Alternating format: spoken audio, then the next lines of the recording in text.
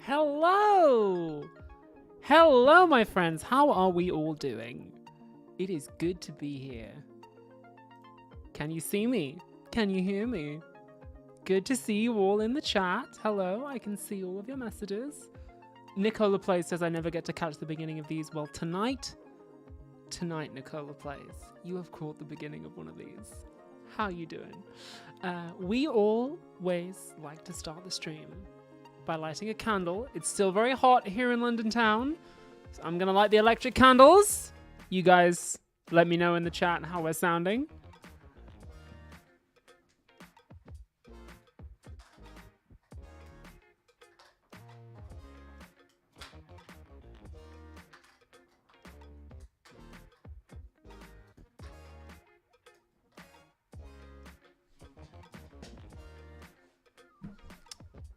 Awesome. People say that it's sounding good. Great. Haha. Hello from Sacramento, California, says Imreal Sparks. Awesome. Yeah, I went with some pink lighting tonight. I can turn up the white a little if I want to. Maybe I'll save it. I kind of like this though. I kind of like this setup. There we go. Nice. Just turn up my ring light so you can get a bit more eyes. Amazing. How are we all doing? How are we all doing? Oh, thank you, Freyo Aloysius. Hey, I recognize you from the Scrunch chat. Yeah, this is actually the Nebula logo. It was a gift from Nebula. So, V Hoover says, "I love your videos. They bring me so much joy." Oh my gosh, amazing! Thank you so much. Well, hey, that's what we're here to talk about tonight. We're going to talk about the previous episode of the show, the one that did about death. I'm going to tell you a little bit about how it was made, about like the decisions I made aesthetically and also philosophically. And I'll take questions about it, and we'll look at your fan art and go through some of the comments. And yeah, we'll just chill out and we'll have a nice time. Thank you so much to the Gaming Giant for that super chat, our first super chat of the night, and to Eliza Wheeler, who was also at the Kill James Bond live show. Amazing, thank you so much. You have both just reminded me that like I need to tell you, if you send me a super chat over the course of the stream, then I will do my best to shout it out, and probably keep your questions and comments in the super chats short so that I don't miss them is probably a clever thing to do. And we also like to keep the chat a nice, friendly place. So mods will be out in force, but we usually have a pretty chill time. Oh, let me just put this on the floor. That's my diary. I tell you what, it has been an exciting day for your old pal Abby. You might have seen on social media the teaser trailer and poster for Dracula's Ex-Girlfriend just dropped, which is the film that I wrote that is going to be coming out on the 13th of September, on Friday the 13th. It will be out on Nebula, and we'll all be able to see it. And I'm going to tell you a little bit more about it later on too, probably towards the end of the stream, because, oh god, I'll tell you the exciting kind of news now. We are going to be having a red carpet premiere in Hollywood for Dracula's Ex-Girlfriend, and some of you are going to get the chance to be there. We are going to be giving away some tickets to the premiere, like as a prize. I will have more information on that when I have it, which is to say probably not for a few days. But I hope that I will see some of you in Hollywood, in Los Angeles on the red carpet. So exciting times. Thank you, RD, for that super chat. Have you read the book Man's Search for Meaning by Viktor Frankl? No, I'm afraid I have not, but thank you. But yes. Sam the Anthro says, I didn't know we had a release date. So exciting. Yes, Friday the 13th. The premiere will be before that. Premiere will, I don't think I can tell you the premiere date yet, but it is sooner than that. I'm actually flying to LA next week for the premiere. So that's going to be very exciting. Wings 2 Spirit says, oh my god, I live there. Well, hey, Wings 2 Spirit. Maybe I'll see you on the red carpet. If you win whatever little contest that we devise to give away tickets. I have a small number that I'm allowed to give away. So, Dragon Tamer 179 says, is the signed Patreon book tier meant to be a one-time purchase? Yeah, I mean, I'm not going to send you a book like, I'm not going to send you the same book again. That would kind of get a bit old, wouldn't it? Thank you, Liz Av, who says that this episode that we just did, the one on death, was a really important one. Oh, thank you. I really appreciate that.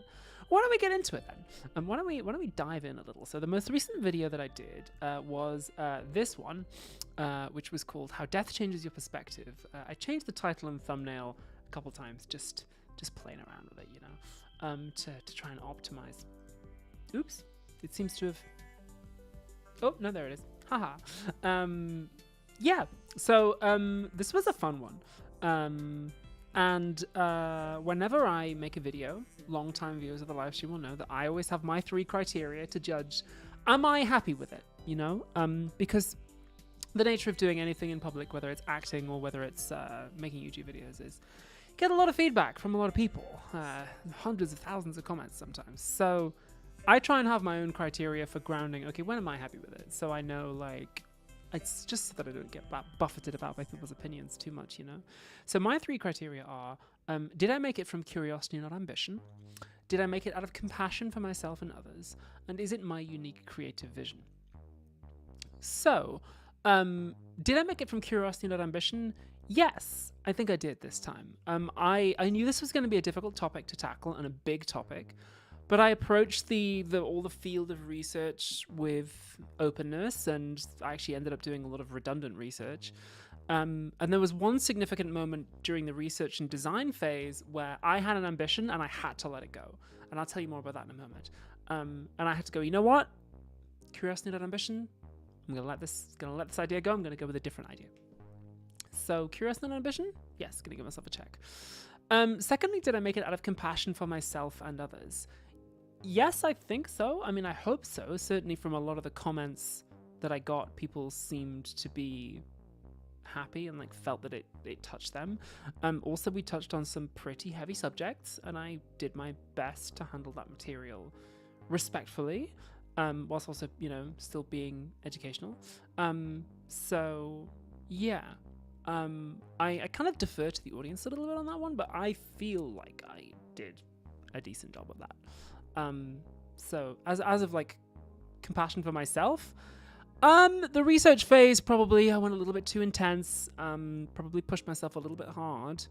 So I could maybe have a little bit more compassion to myself in terms of like working hard and like working long hours and stuff.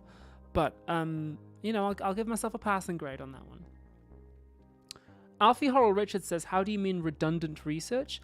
Oh, I mean research when I do a whole bunch of research, I like read a bunch of books and then they don't make it into the episode because it ends up not being relevant to the topic. That's what I mean by redundant research. Dragonfly says, oh god, I just got an ad. Yeah, I'm upset about this, but I have tried to turn off mid-roll ads for my live streams and I literally can't. Like, YouTube doesn't let you do it. They let you choose how intense you want your mid-roll ads to be, like how frequently they appear. I have set mine to the lowest settings, but you actually can't turn off mid-roll ads on live streams, which is really annoying. You can turn them off on all like normal videos, and I do. I don't like mid-roll ads. I think they break up the art. I think they interfere with what I'm trying to do. It's like you wouldn't go and see a movie and have a ad break every 5 minutes, right?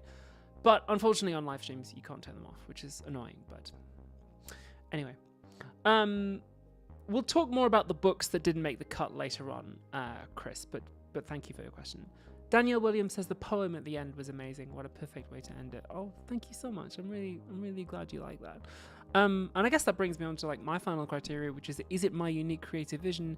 Yeah, I kind of took a bit of a creative risk with this one because there was something about the video that just wasn't working. It just like was getting stuck during the writing phase. And I said to myself, well, my solution for when I get stuck on these things is always to just get more personal. I'm like, okay, if I'm hitting a block, it must be because I'm not going to the emotional place I need to go. And so I realized how difficult it was to make a video about death and like make it actually about the real thing rather than the pantomime villain. And so I wrote that final section, the kind of second conclusion, which is about like, it's really hard to make a video essay about this. And I included some poetry that I wrote about like a real life bereavement I went through, just to be like, I'm trying to point beyond what you can make a video essay about. So I was pushing up against the limits of it here. So I felt good about that in the end. I was really pleased with that. So I'm gonna give myself a tick on that. Marquise says, I was shocked not hearing about Epicurus on the video. Yeah, so I actually did a whole bunch of research on Epicurus and Epicureanism, which we'll get to later on when I talk about the research phase of the project. But yeah.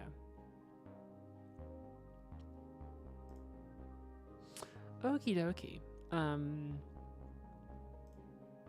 what else? So those are my 3 criteria. Oh yeah, I'll tell you a little bit about how it was made. So originally, my original plan for this video was to do it themed aesthetically around Beetlejuice the musical, which I love. And I was even planning to sing some of Beetlejuice the musical. I was planning to sing the whole Being Dead thing as the opening to the video. And I tried very hard over several weeks to get the rights to that song.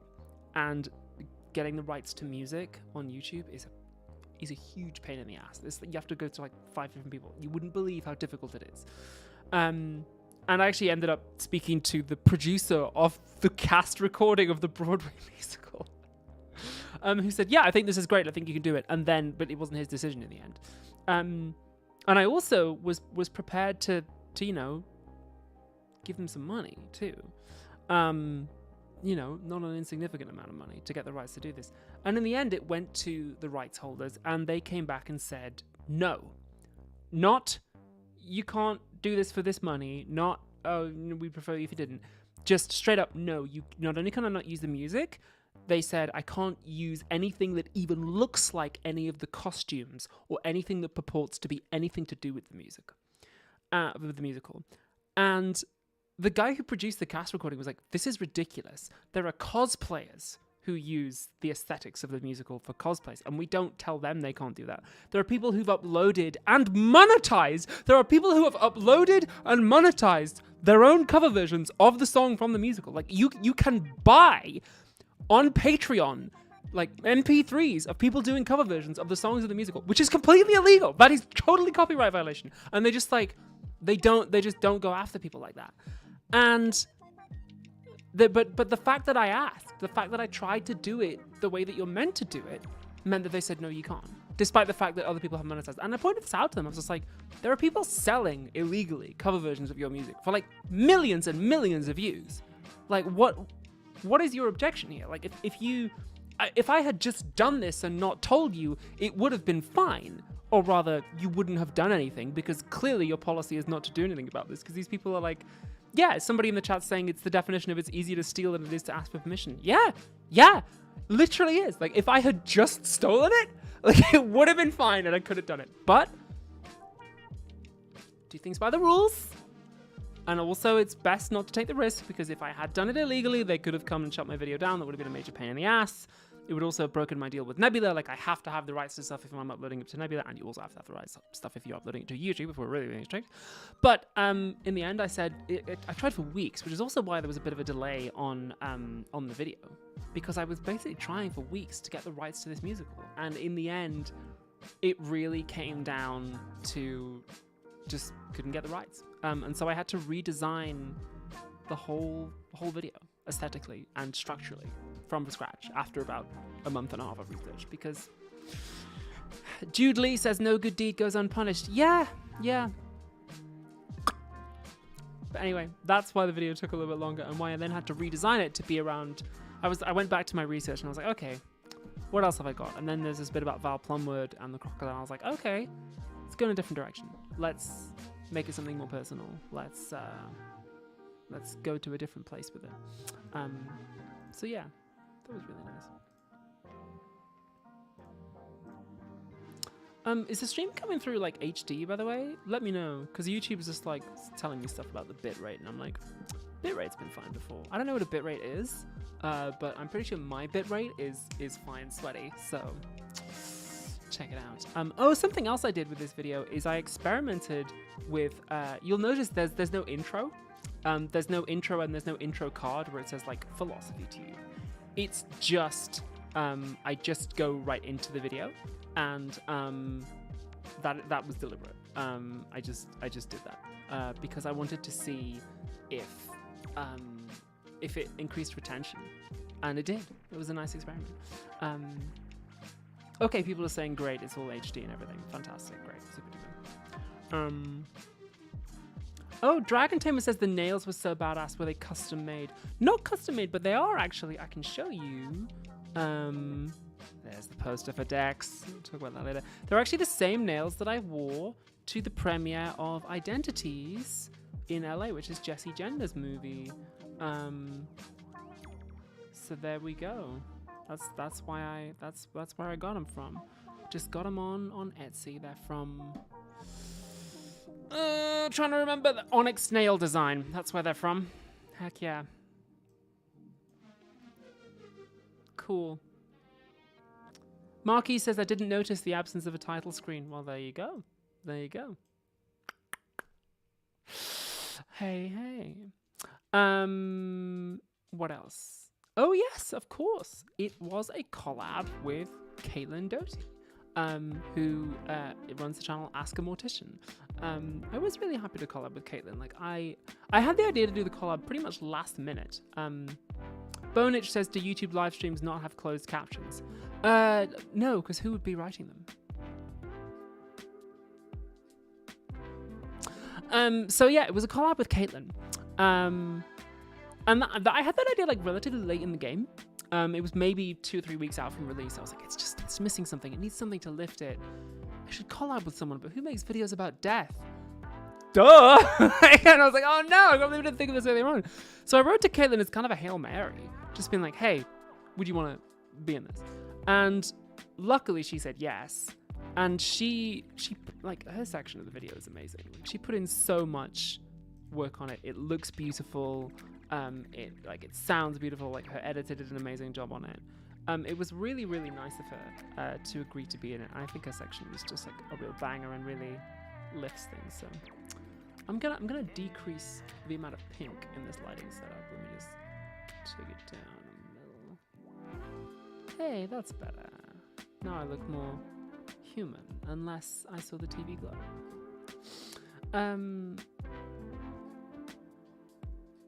Oh, Emma Rome says, I assume every episode is unique. I don't go in with expectations that there'd be any particular structure. Okay, cool.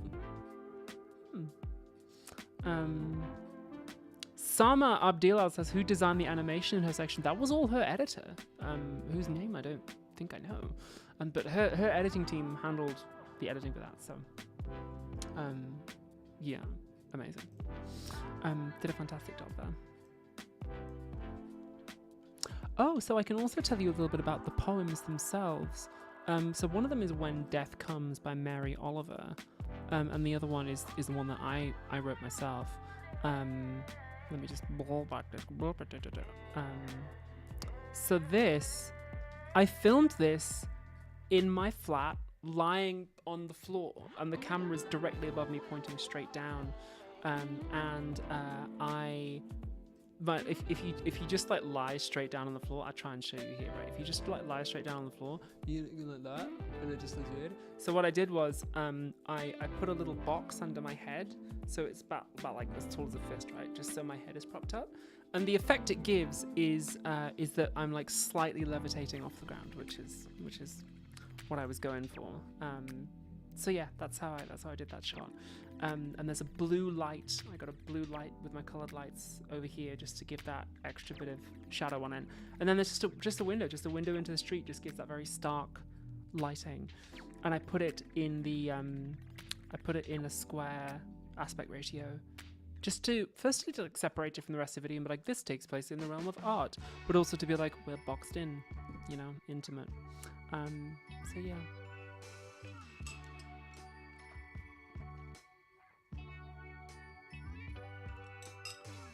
Sama Abdullah says, perfect eyeliner, by the way. Thank you. I did the makeup for these shots.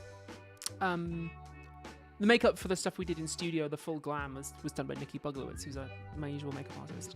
But this stuff, I did this. And all this stuff is shot. Hey, that's here. That's where we are now. Wow, that's me. They put me in the movie.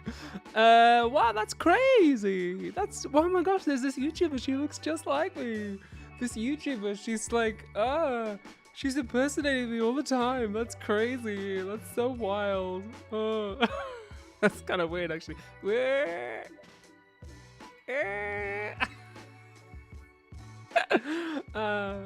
have fun on these live streams, don't we? The poem was hardcore, says Pico Gracelens. Oh, thank you. Like, I can't take credit for the first one, as made by Mary Oliver, but the second one, I wrote that. I wrote that years ago when my When my old philosophy teacher, Mr. Baker, died, I wrote that and just put a bunch of philosophy jokes in it. So, yeah, good fun.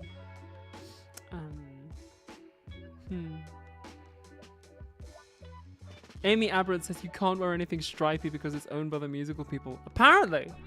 I guess they'd have known what I was up to, right? If I'd tried. But dooby. Oh my gosh, I forgot to bring in my books. My big pile of books that I was gonna show you. Let me bring up my notes for this live stream on my phone so I can quickly run through and get the right books that I need. Eliza Wheeler says it was weird not having the end sequence subtitles. Oh yes, the hidden subtitles over the credits. Yeah. Bit different this time. So I know that you all love to see the books that I've been reading to prepare for the show. So give me 1 minute. I will run to the room next door and I will get the books and I'll bring them out to show you. Give me 1 minute.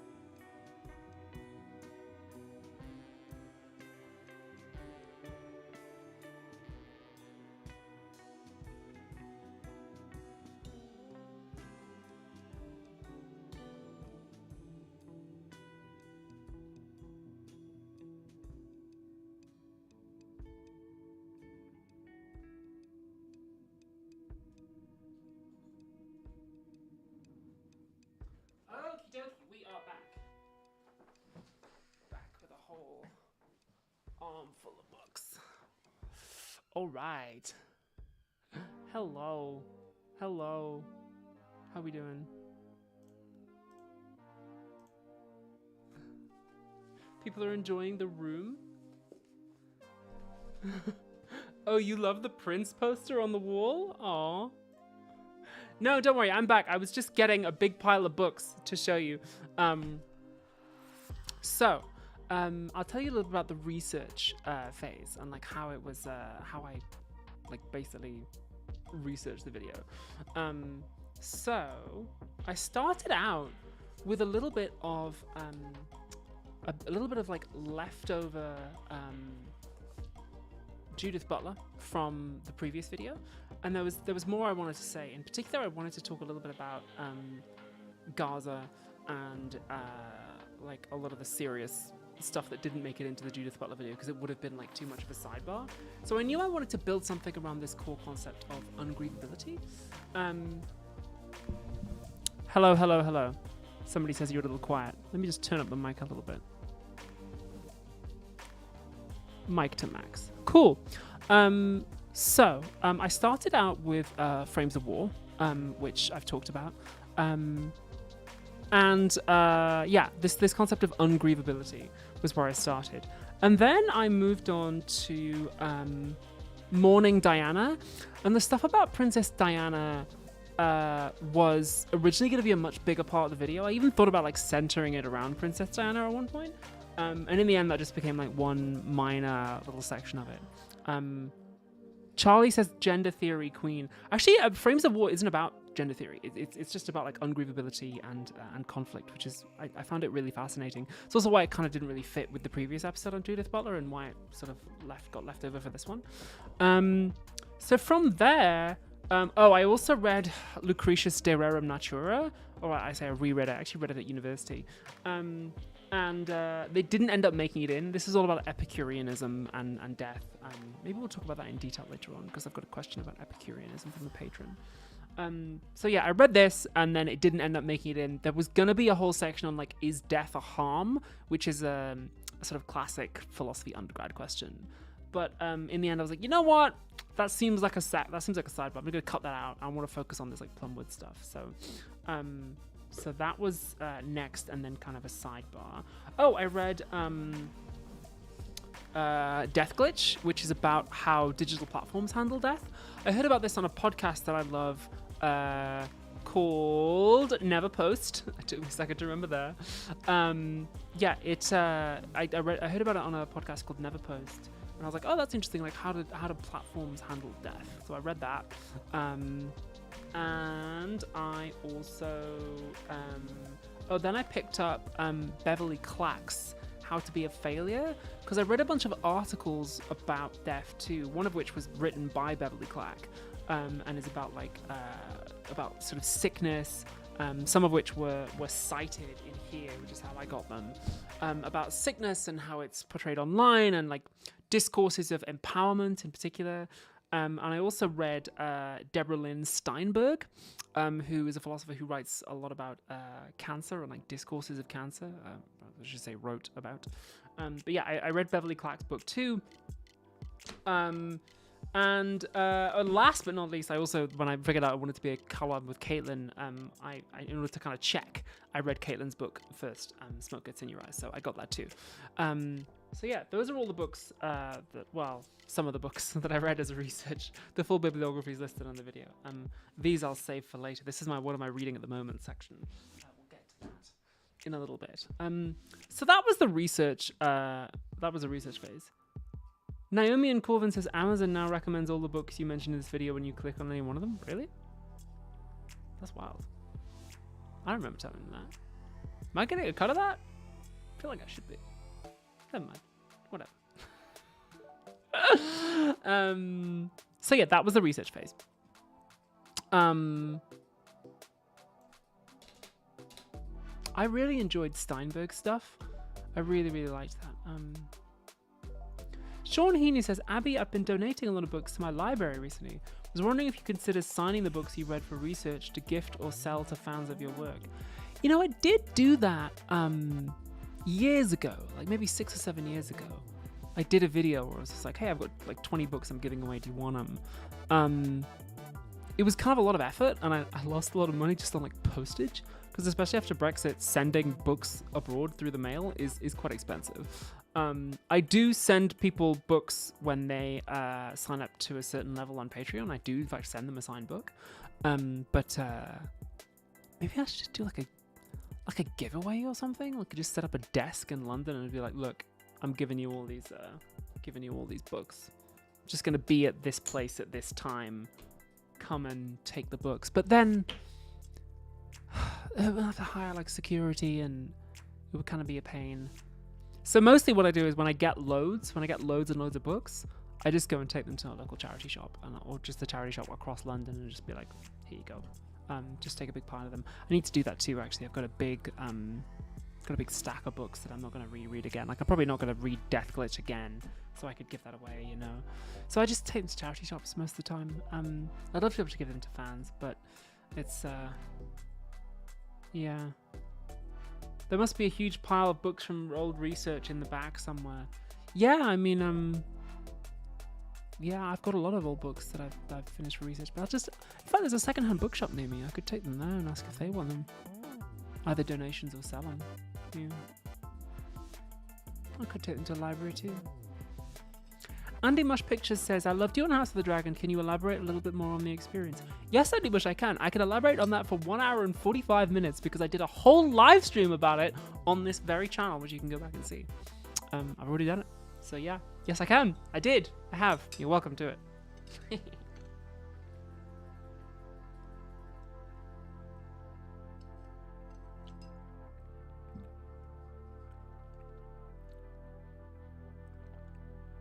Did Caitlin write her section or did you, says Karina Freeman. Caitlin wrote it, gave her complete autonomy over that. I said maybe it could be about this, maybe it could touch on these topics. And in the end, she did her own thing with it. Worked out great, so. Yeah. Do you have to purchase a lot of books for your research, says Sam the Anthro. Yeah, I do. That's where, some of the Patreon money goes on buying books. I like to have a physical book to hold up in the video sometimes, and also I like to have a physical book just because I spent a lot of my life looking at screens. So it's nice to read a real book and to be able to... Apologies, librarians. Apologies to librarians and librarians and Liberians. Apologies to all three of you, okay? And also apologies to librarians, but I like to highlight books and also write notes in the margins. I'm sorry, I'm just a horrible, disgusting freak who loves to do that. I'm just like a sick, twisted highlighter and writer of notes in books because it helps me think, okay? It helps me research. So a lot of I've got some here. If I flip, as soon as I flip through, can you see that? I've highlighted sections of the book. I'm sorry, Liberia. I'm sorry to the nation of Liberia, where librarians come from, I assume. But yes, I like to have a physical book to hold up in the video, just because it's nice and people can be like, huh, she really read that, and I'm like, yeah, I did. But yes, also sometimes I rely on digital books. In fact, you know what? I normally like to do a bit of this stream where I just tell you about the books I've read recently. I was gonna do that at the end. Let's just do it now. Eliza Wheeler says, I live in London and I will take some of the books. Cool. I don't know where I'd put them. I might just give them to a charity shop. What I might do is I might take them across town to a charity shop that's not near me and then just tweet hey, they're at this location. Book drop. If it means something to you that you specifically want the copies I've used. Slimy Snail Slug says, oh, your work influenced my choice of humanities, even though people wanted me to do STEM. Hell yeah! Well done. What about libertarian librarians from Liberia? My brain is melting. Thank you so much, Dojo Breaker, for that super chat, and Dragon Tamer. Dragon Tamer, is your first super chat. Is it taking advantage to get the Patreon book tier for 1 month and then switch to a lower tier? No, not at all. You do what you want. It's your money. People do that all the time. And thank you to I really didn't. What? YouTube's cut off the rest of your screen name. Sorry. Also, for some reason, it's pop up over your. Oh, there we go. This is a video I'm definitely going to go back to as often as I can. It made me weep. Thank you so much.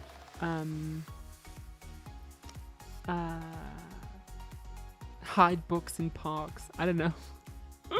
I don't know. Oh, Kyle Norris got a book from me. Oh, yay! And it's your first super chat live stream. Yeah, Kyle's a patron, so I sent a book. I signed them and I also embossed them. Isn't that fun? Where's my... Oh, my emboss is in the next room. I have I have a thing that my ex, my most recent ex, recent and on good terms ex. Even ex even sounds like somebody that you don't get on ex crossed out, but my former partner actually got me an embosser as a gift, so I can stamp things with from the library of Abigail Thorne. So if I send patrons signed books and postcards, then I stamp them with from the library from Abigail Thorne. It was a very, very thoughtful gift from her. She knew you would all enjoy it. Mrs. X, friend of the show, former friend of the show, current friend of the show. Not Dracula, no. Anyway, books that I've been reading lately. lately I have been reading, in preparation for the next video, which is going to be about democracy and social media. My sort of, my working title is The TikTokification of Democracy. Thank you, R.I. Yegros, for that super chat. So I've been reading Federico Finkelstein's The Wannabe Fascists, which I found to be generally pretty good. How to say? It's quite dry. It's quite technical. It's quite straight down the middle. But, you know, it makes its points. It doesn't outlive its welcome. It's concise. It's precise. It's clear. And I appreciated that about it.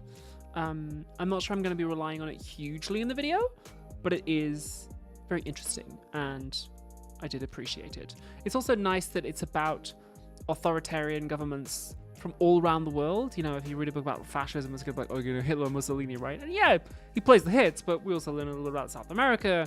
We learn a little bit about North American fascism too. Yeah, it's cool. I appreciate it a lot. Fun. Well, not really fun, but yeah. And I also read a book, which I don't have a physical copy of. Thank you for that super chat, Lady Frankenstein. I read a book by Anjou Mia called Memes to Movements, which I really, really enjoyed.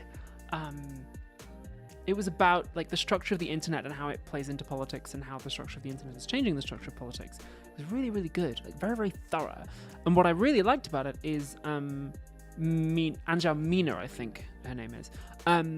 She compared.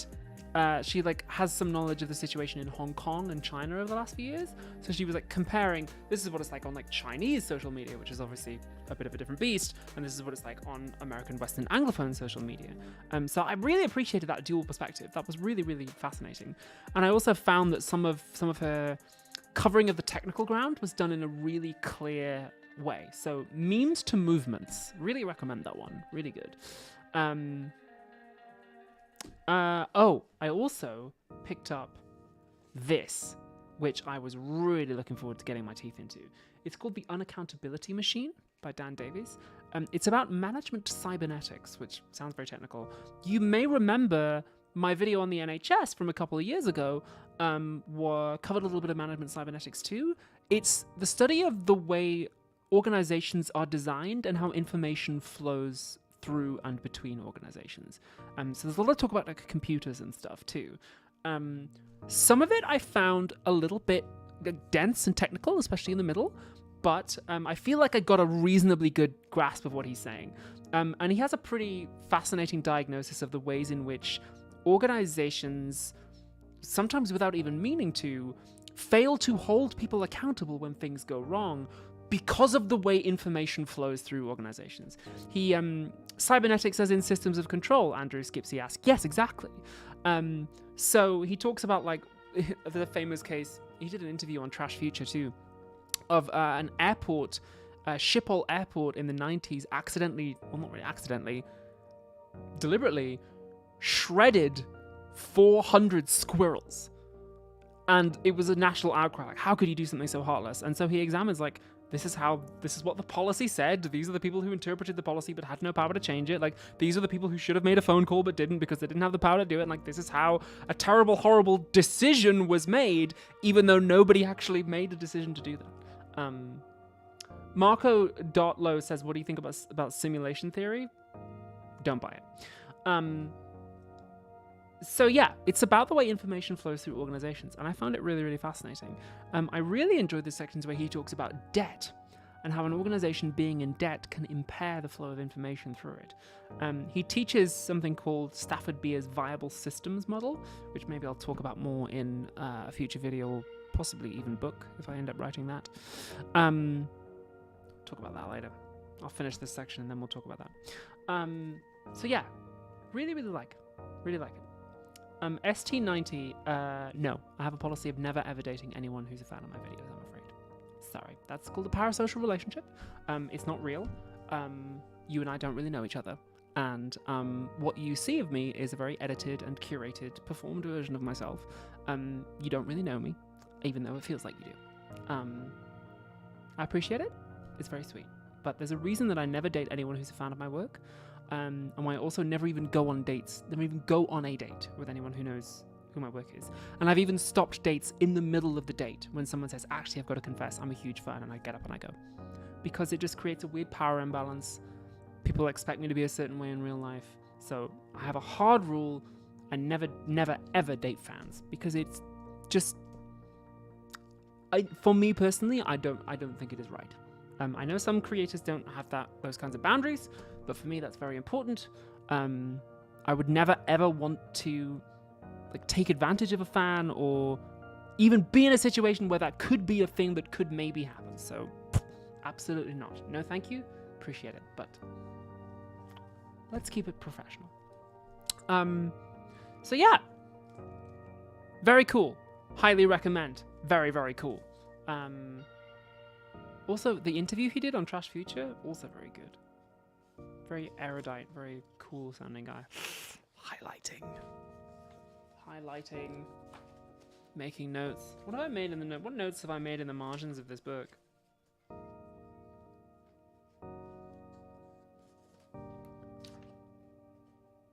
Oh yeah, this is me applying some of you in the comments are already applying what I've been saying to the NHS. Yeah, this is me. The NHS has red handle functions. Yeah, red handle functions is something he describes as a method for allowing information to flow through an organization. So, yeah.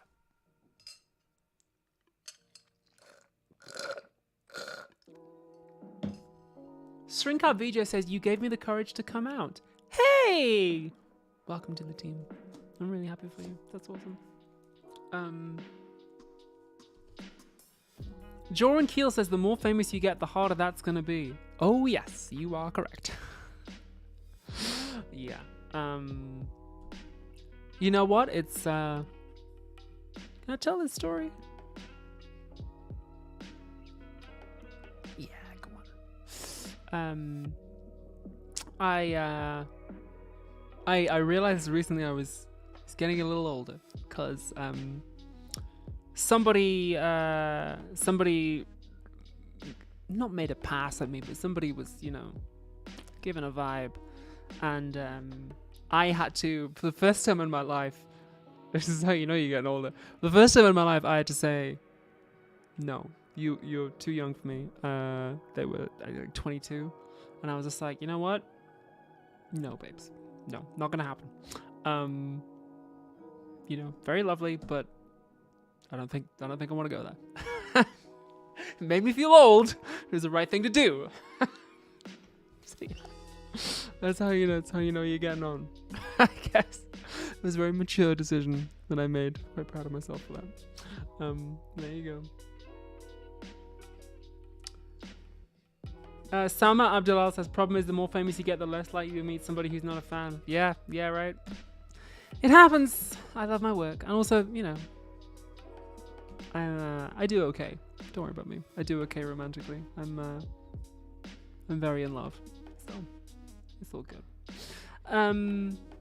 Anyway, I have one more book that I've been reading recently, which is Gretchen Felker Martin's new novel. Oh, what's happened to my hair? Whoa, there we go. Gretchen Felker Martin's new novel, Cuckoo, which I finally finished. I think I might have mentioned it on the last live stream.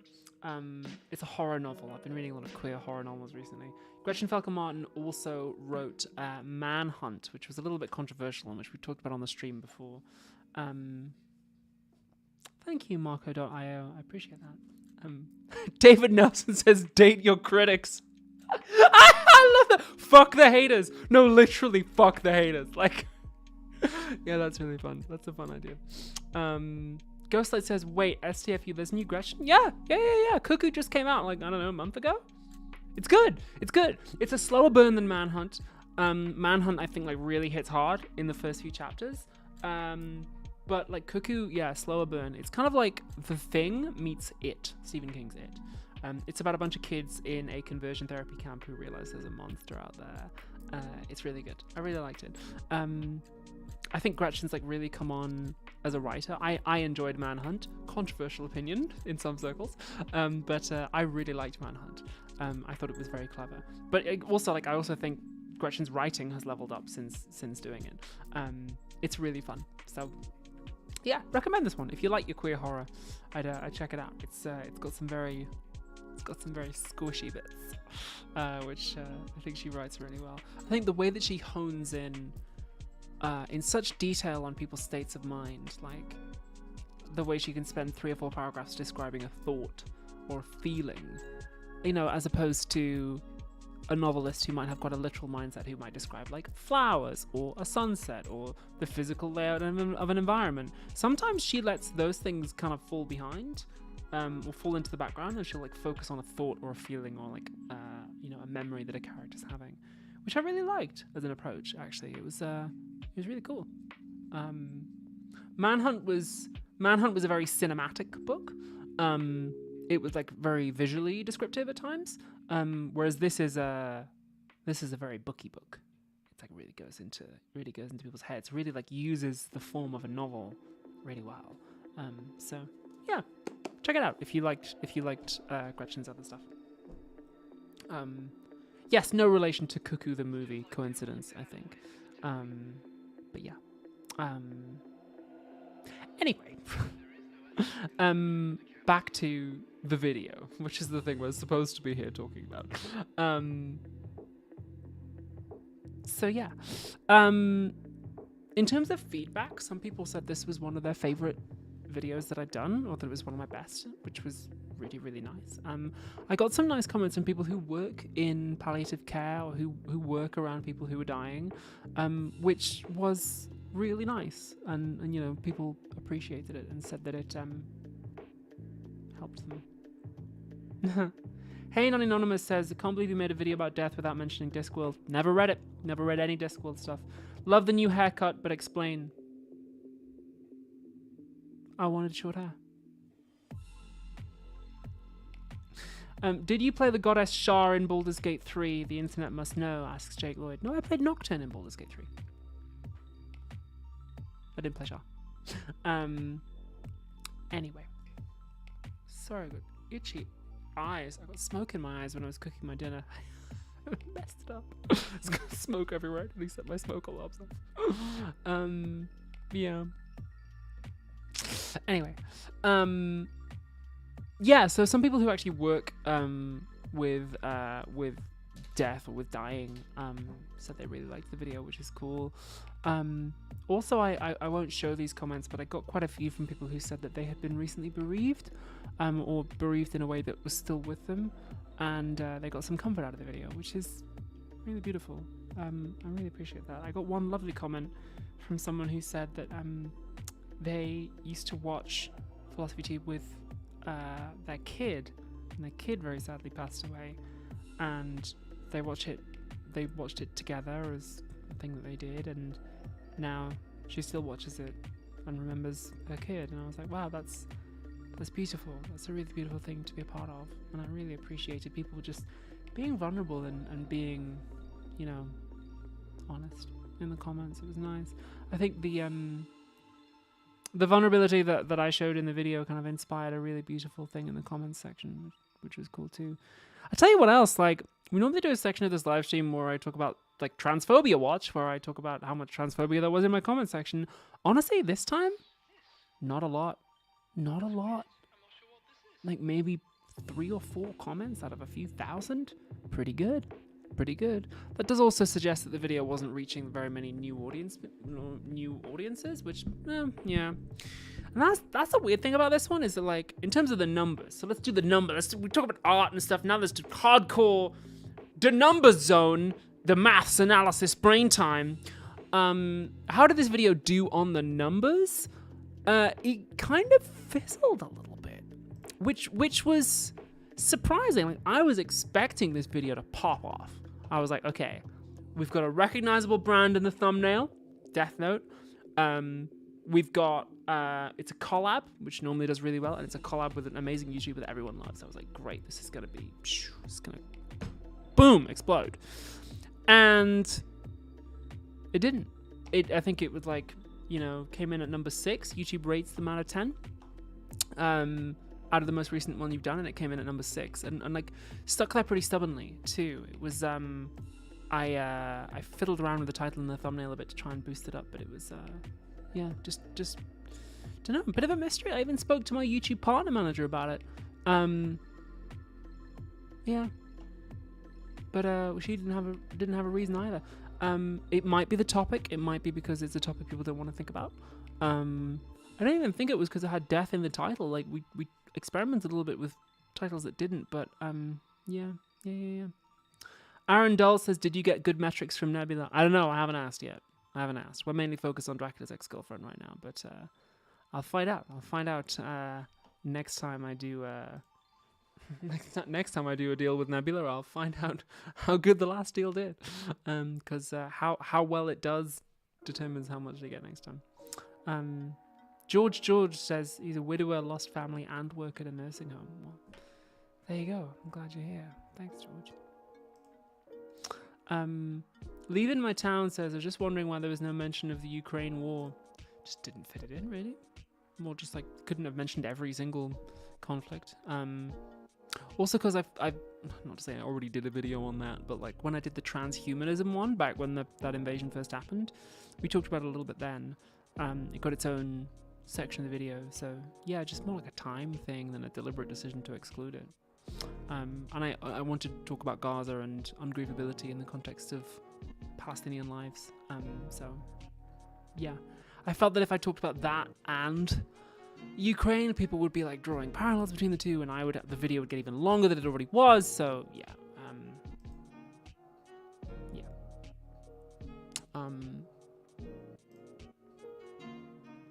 So yeah, a bit of a weird one.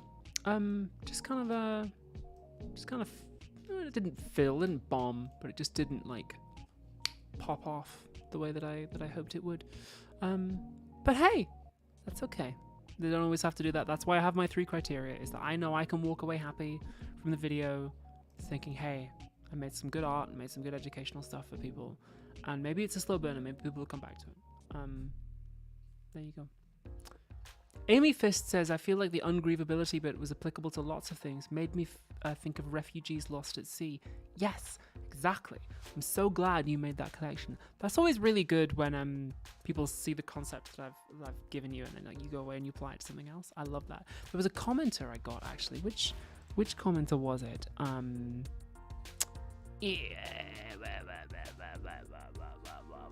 It was Athena Promanchos. Let me bring up that comment right now. So yeah, Athena Promanchos, this commenter said that the ungrievability concept made them think about trans kids and trans people in general. And yes, absolutely. I actually set myself a challenge with this video not to say the word trans anyway, because I realized that it'd like come into my videos a few times recently, and I don't want to just be like a trans channel. So I set myself a challenge. Like, okay, I'm not going to say it. I'm going to like give you the concept so you can apply it. If you recognize it, cool, great. But I'm not going to like go there. And even though I could have made that connection. But then people, you guys are smart enough to make those connections yourself, right? There you go. Let's go through some of the other comments actually. So this one, this one from Maestro7056 was interesting. They said that they're a software engineer, and the reason software often doesn't accommodate the fact that users will eventually die is because they don't expect it'll last. They expect it'll get replaced, or that it'll break, before, or that like servers will break or something before it's ever needs to. So that's interesting. That's an interesting perspective.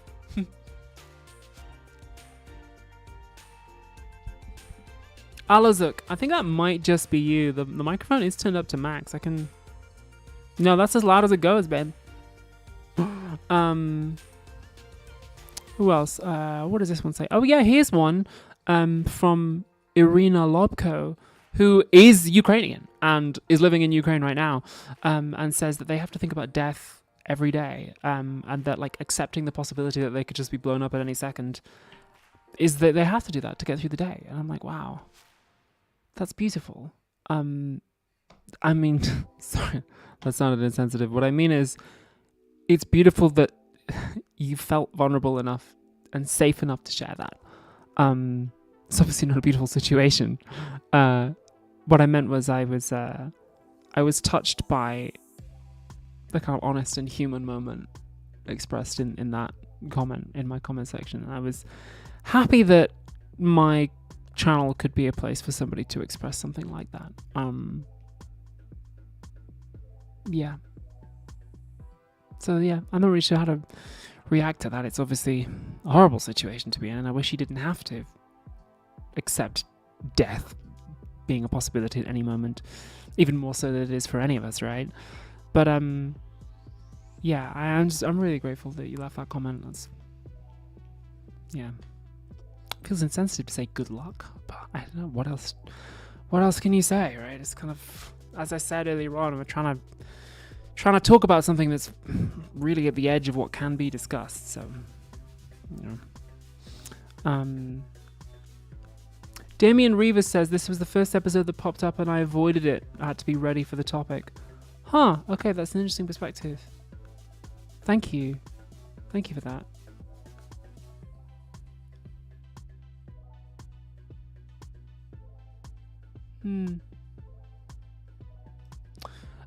Ms. Funky Blues. Oh yeah, this was a good comment. Miss Funky Blues pointed out that I assumed throughout the video that there's no afterlife.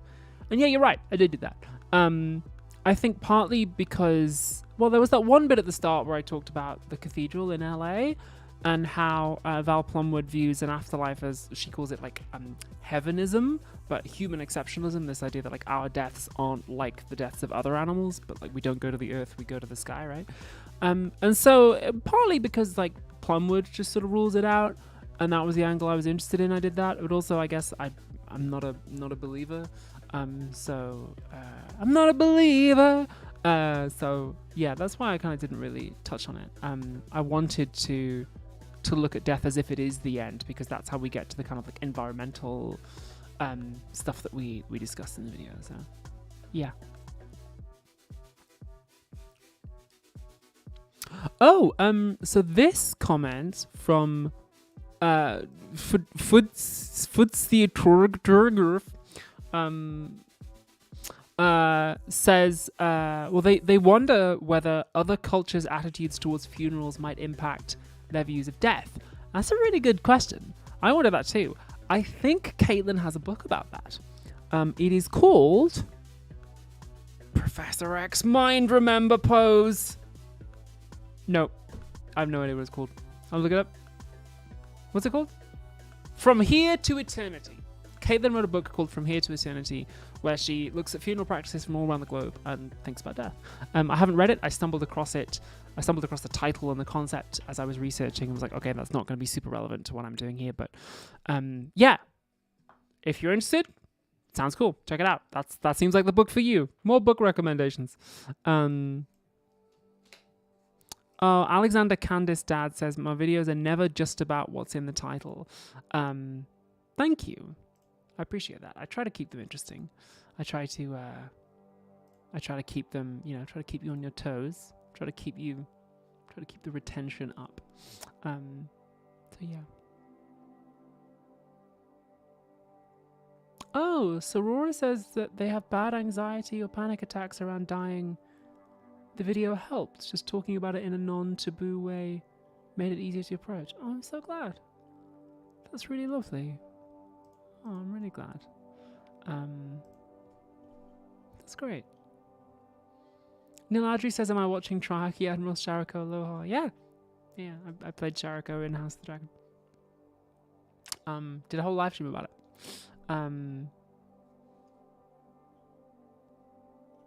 Ash W says, can you do a video or a post with book recommendations? We just did that like 10 minutes ago, Ash. I just went through all these books. I just recommended a whole bunch of books. I just did it. I just did it right now. I do it in these live streams now. I do it now. Oh, that's a lot of books. Oh, and this one.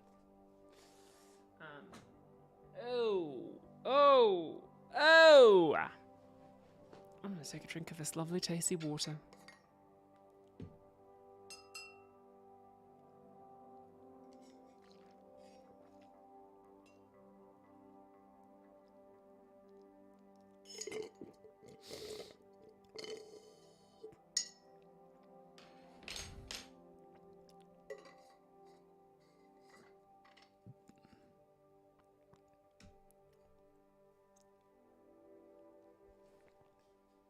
People are saying the bitrate is chunky. Yeah. Not really sure what that's about, I'm afraid. Not sure I can do anything about that. I think that's my internet getting throttled because it's late at night. But I can try turning up the bitrate. Let's see. Let's see whether that does anything.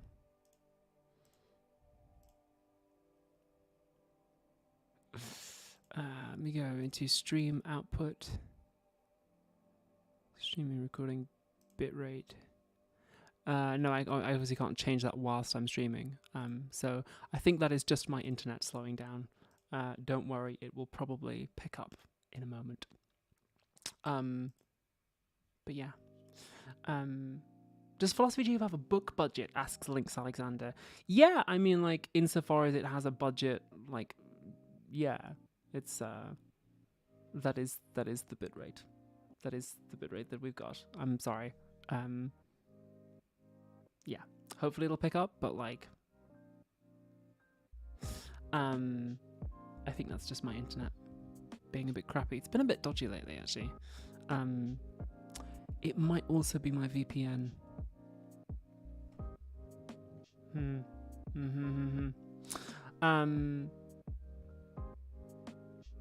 Anyway. What are the neon words behind me? It says pleasure and determination. Oh, I tell you what, I'm also, I got one more comment that I want to talk about too. Give me 1 sec. I need to go and get something.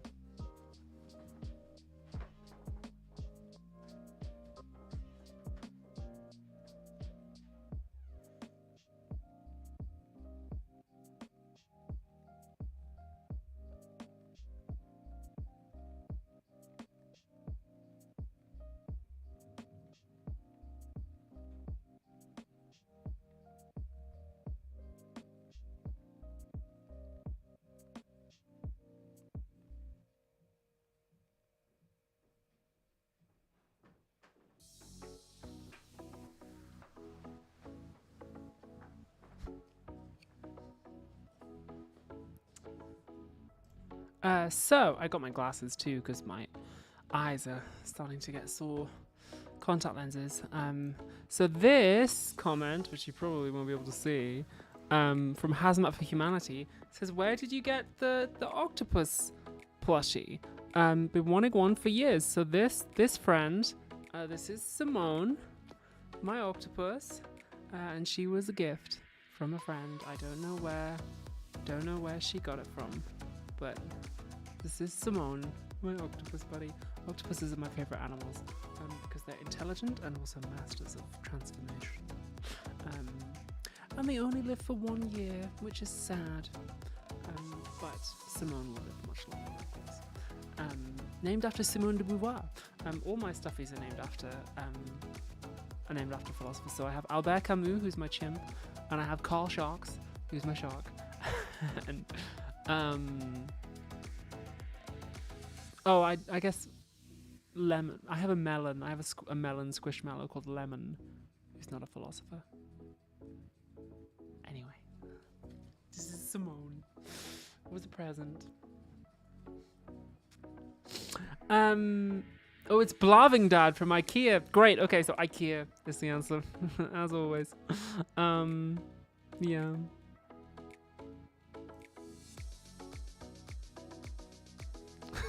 I like how YouTube's just like, bitrate is low.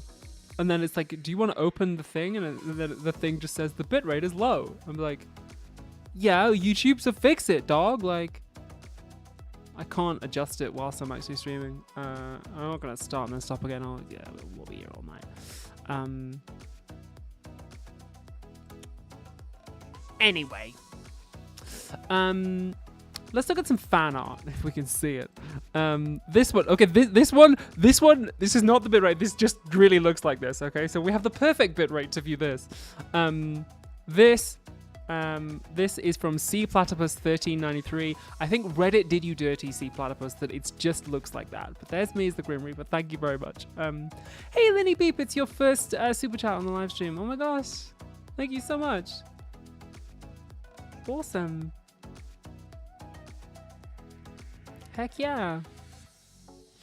So yeah, I also loved this one from Tomorrow is Today. Look at that. That's so cool. I love the kind of like the blockiness of the colors. It's so fresh. It's really nice, that, isn't it? How good is that? Something really sweet about it. Just love the way that you've like, I love the way the color's broken up there. I'm not sure what style you call it. I'm so ignorant of art, like in terms of like techniques and genres and stuff. I'm just like, there it is. There it is. That's art. I'm looking at it. I know when I see it. Maya Charity asks, what? Maya Charity asks, what is your opinion on J.K. Rowling's view of trans women? Babes, I'll give you 3 guesses what my opinion of that is. Like, Joanne, is that you? Are you trying to bait me into saying something libelous? I live in England. What do you think my opinion is? Come on. What is my opinion? Get out of town. Let's look at some fan art. Let's not talk about anything so miserable or silly. This one is from Princess Waluigi Fuck, who is one of our regular fan artists. Upgraded to Princess Waluigi Fuck? Something you want to tell us? Secret Royal or just like transition stuff? Either way, very cool. Princess Waluigi Fuck, I love it. All hail. Like, get out of here, Joanne. Like, come on. Go back to harassing that boxer. Yes, thank you, Princess Waluigi Fuck. Looks like a stained glass window, this. Really love it. Very cool. Very, very fun. The mold has spread. That's very fun. Heck yeah. Oh, it's Taro. Oh. I don't know anything about Taro. So that's probably why I didn't pick up on that. But there we go.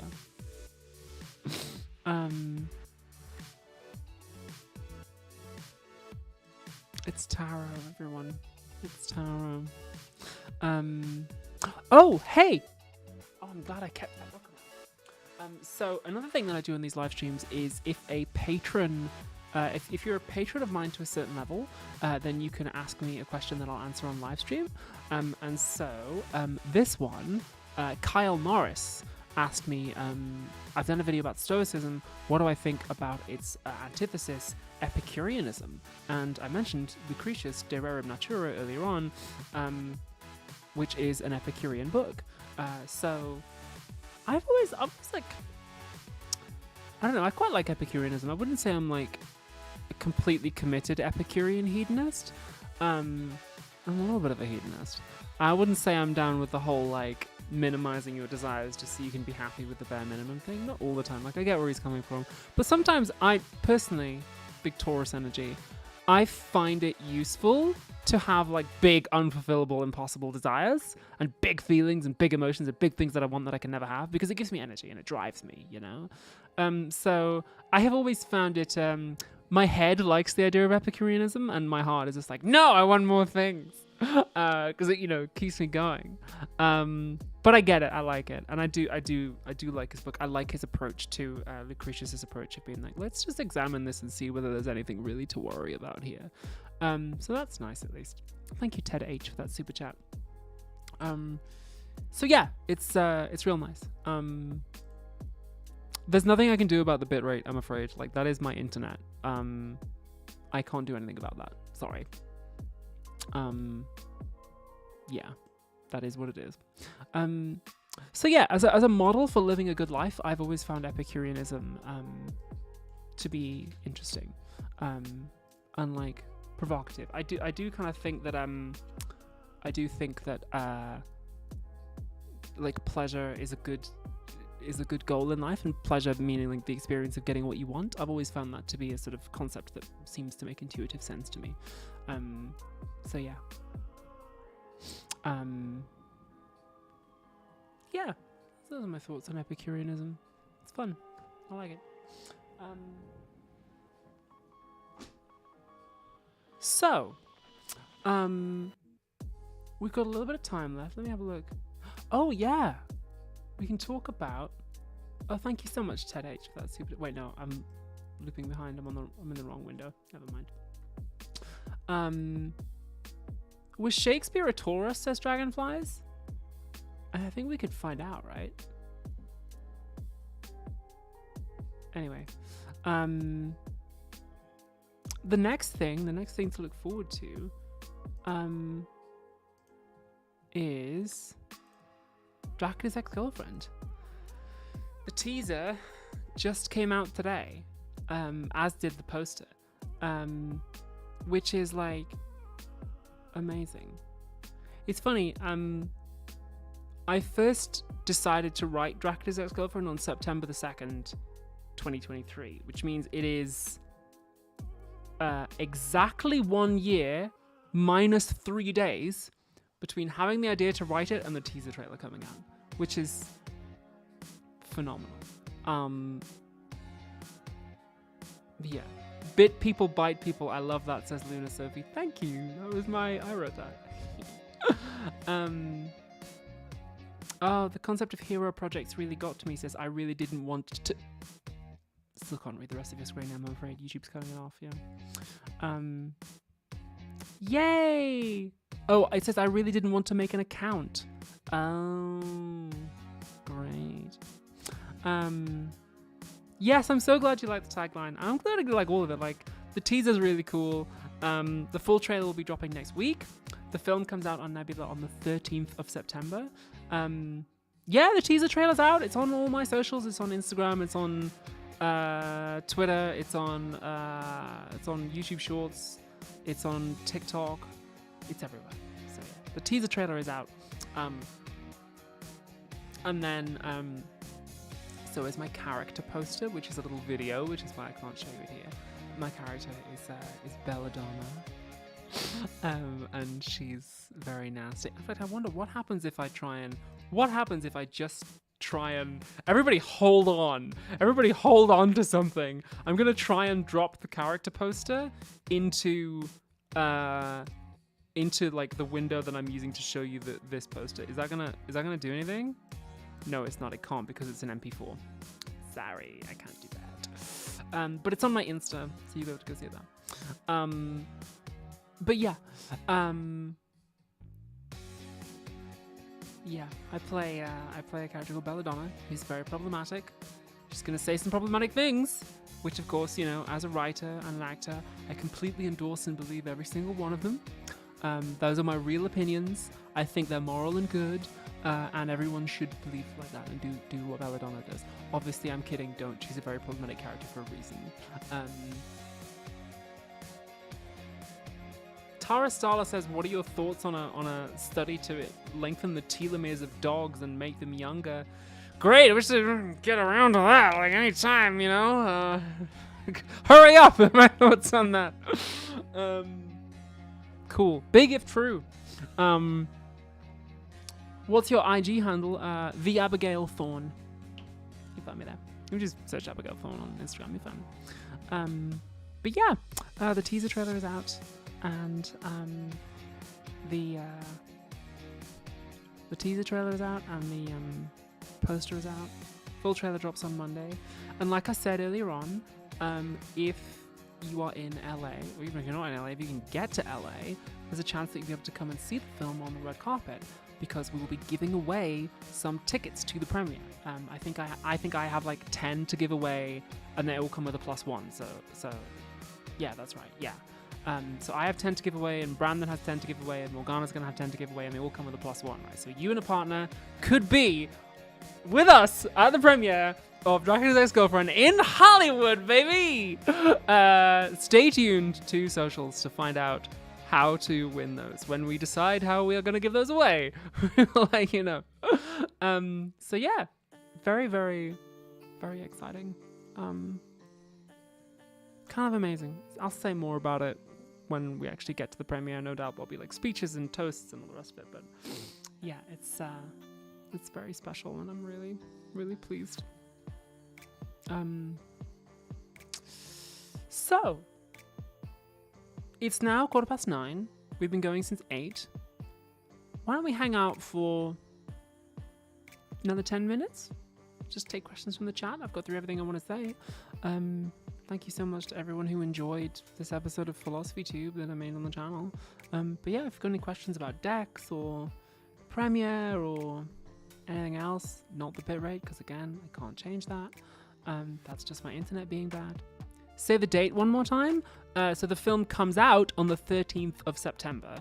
The premiere will be before then. The premiere will be soon. I don't think I'm allowed to say the date of the premiere yet, for security reasons. But soon you will know. It is before the 13th of September. It's a few days before. So yeah, why don't me and my octopus Sophia, we can answer your questions from the chat for the last 5-10 minutes. Will you post about it on YouTube as well as Insta? The tickets? Yeah, I could probably do a YouTube community post, yeah. I think when Dex actually comes out, I'm going to do a little mini video essay about my favorite scene in Dracula's Ex-Girlfriend, which is really going to be a video essay about like acting theory and writing theory. So yeah, that'll be fun. And you'll get a little preview of it.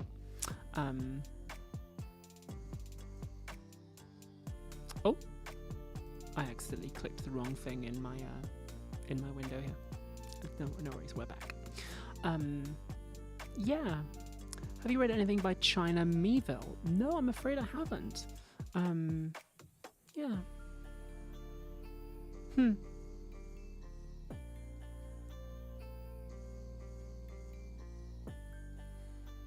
Oh, I'm in LA between the 4th and the 7th, so there's a possibility. Sorry, no. No, it's not one of those days. Mizzy03 says, I love your glasses. Where did you get them from? They were a gift, actually. They were a gift from the boss of Nebula, whose friend runs a glasses company. So. Morgan Le Fay Deathan says, recommend Revolutionary Girl Utena. Okay, cool. Albert Arensen, I'm not going to comment publicly on that. No, it would be unprofessional of me. But thank you for the super chat.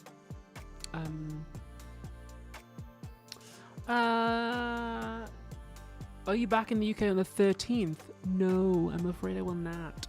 So I'm going to be in LA for about just less than 2 weeks, like 10 days for the Dex premiere. And then also another party. I don't know if I'm allowed to say. I don't see why I wouldn't be allowed to say that I'm going to that. I guess, I don't know, like who does it matter? What does it matter if I tell you that I'm going? I don't see why I shouldn't. It's not my party, I'm just going. So I'm going to this thing in LA, just this little event that happens in LA. I'm gonna be there, you know, just as somebody's +1. It's called the Emmys.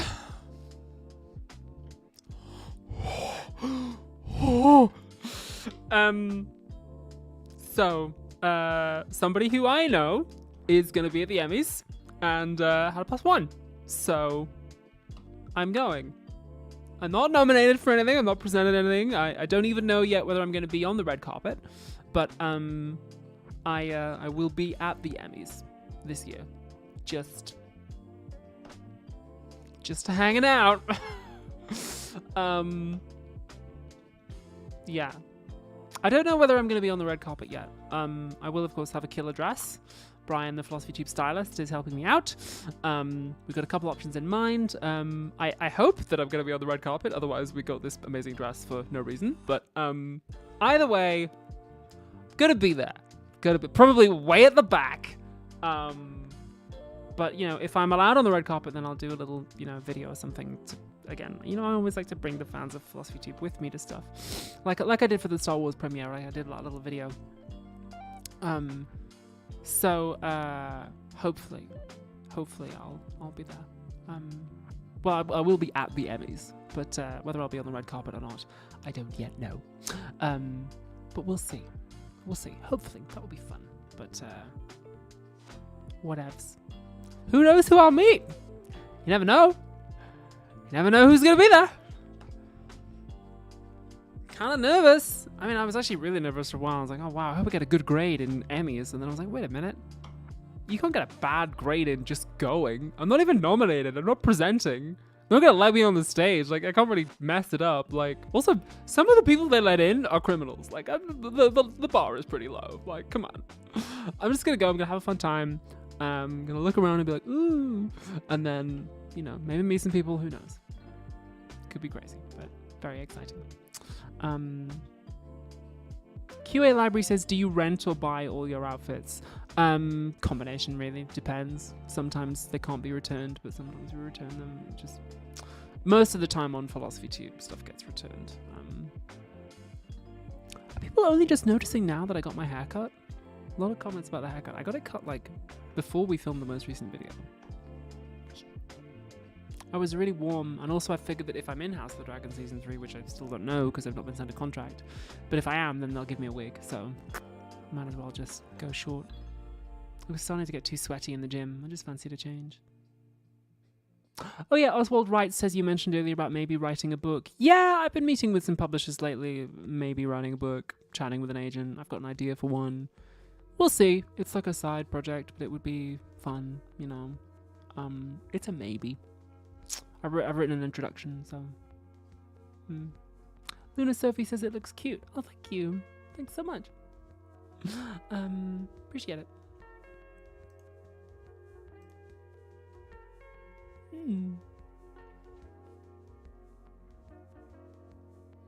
Amy Fist says the hair is great. I love asymmetric cuts. Oh, it's not actually asymmetric. I've just styled it in an asymmetric way. It's just like long on top. Like I can, you know, it's just long on top, and I can flip it over for a Kristen Stewart, or I can slick it back for a Carrie-Anne Moss, or I can bring it all forward and curl it like I did in the video, you know, which I might do at the Emmys. That would be fun. Hey, thanks Fee for that super chat. That's cool. Yeah.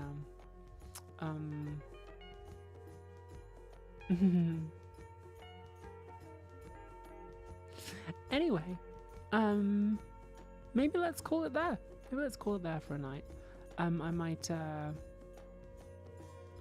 and have a cup of tea and lie down. It's been a busy day. But I'm glad that you all like the Dex teaser and the poster and stuff. It's good fun.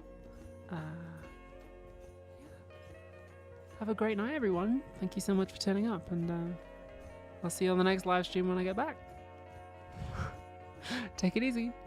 Bye-bye. I'm gonna see once again. I have 2 end stream buttons here.